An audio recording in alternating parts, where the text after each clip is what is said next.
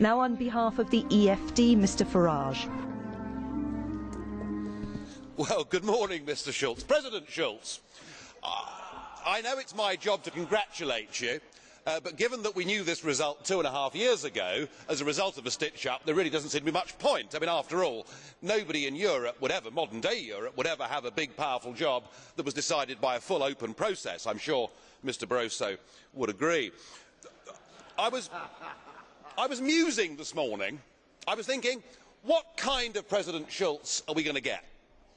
Are we going to get a dignified, calm, a figure that behaves like the Speaker of all great parliaments around the world, somebody who puts himself above politics and the nitty-gritty of the day-to-day arguments and is an ambassador, indeed a statesman?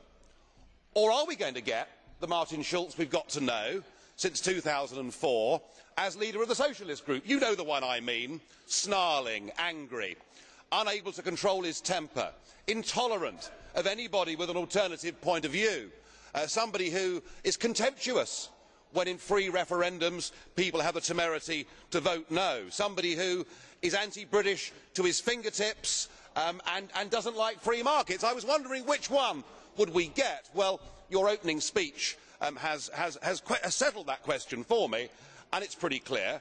We're going to have 2.5 years of political fanaticism from the chair.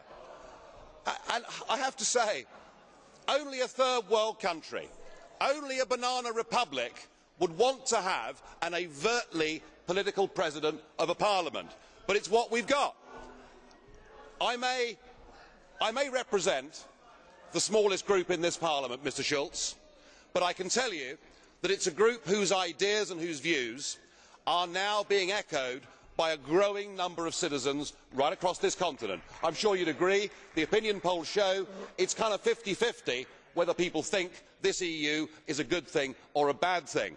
What we represent, sir, is not anti-Europeanism. That is not what it's about. We believe in nation-state democracy. We want a Europe of trade. We want a Europe of cooperation. We want a Europe that is responsible. We don't want a Europe that seeks to be a global superpower. We don't want a Europe run by Mr Barroso and the Commission and the so-called community method.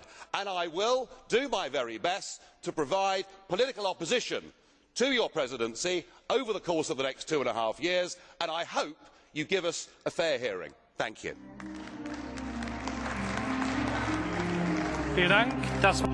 Thank you very much. And now, on behalf of the unattached